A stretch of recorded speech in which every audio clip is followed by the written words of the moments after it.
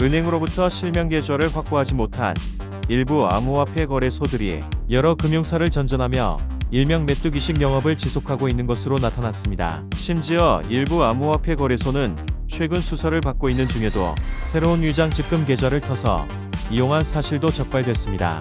실명 확인이 불가능하고 자금 세탁에 악용될 수 있다는 우려 등으로 시중은행들이 집금 계좌 개설까지 엄격히 제한하면서 소위 벌집 계좌를 편법으로 만들어 운영하는 거래소들이 끊이지 않고 있습니다. 벌집 계좌란 법인 계좌 하나에 여러 개의 고객 개인 계좌를 만들어 투자자 돈을 입금받는 형태를 말합니다. 금융당국이 이처럼 암호화폐 거래소들에 대한 단속을 강화하고 있는 것은 특금법 신고기한 만료일을 앞두고 거래소들이 고객 예치금을 빼돌리거나 사업을 폐쇄하는 등 투자자들이 피해를 입을 가능성이 높아졌기 때문입니다. 이에 금융회사들도 전담 인력을 배치해 위장 계좌, 하인 계좌 등 거래소 영업 계좌에 대한 모니터링을 강화하고 적발 즉시 거래를 중지하고 있습니다. 또 당국은 예치금 횡령 등의 피해를 최소화하기 위해 가상자산 사업자 집금 계좌에서 예치금 등 거액이 이체되는 경우 지체 없이 의심거래로 FIU에 보고토록 했습니다. 금융당국 관계자는 암호화폐 거래소명과 집금 계좌명이 다른 경우는 불법 차명 계좌를 이용하는 것으로 투자자들의 각별한 주의가 필요하다고 당부했습니다. 암호화폐 거래소들의 반격이 시작됐습니다. 국내 4대 암호화폐 거래소가 합작 법인을 설립하고 금융감독당국 감시에 공동 대응키로 했습니다. 9월 금융당국 신고를 앞두고 첫 공조태세를 구축한 것입니다.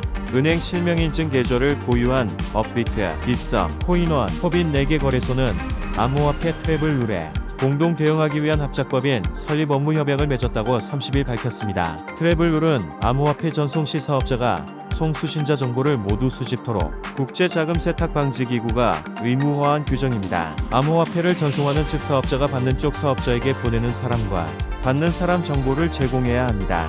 거래소들이 첫 공동 전선을 구축하면서 잡코인 구조 조정 등 업계에 민감한 현안들에 대해서도 협력 관계가 구축될지 주목됩니다.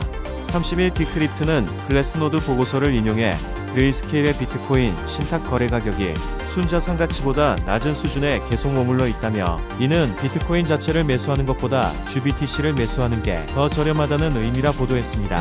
또한 퍼포스와 3IQ의 비트코인 ETF와 순유입량도 감소세이며 지난달에만 8,037 BTC가 유출됐습니다. 뿐만 아니라 미국 최대 암호화폐 거래소 코인베이스의 잔고도 늘지 않고 있고 이에 대해 보고서는 이러한 점에서 볼 때 기관들의 비트코인 수요가 주춤한 상태라고 분석했습니다. JP모건 전략가는 지난 4월 이후 기관의 암호화폐 시장 유입이 감소했다며 주목할 점은 본격 조정장이 시작된 5월 이전부터 기관들의 수요가 둔화되기 시작했다는 것이고 이들은 비트코인에서 금으로 관심을 돌리고 있으며 이 중 일부는 4월부터 암호화폐 시장에서 자금을 회수하기 시작했다고 말했습니다.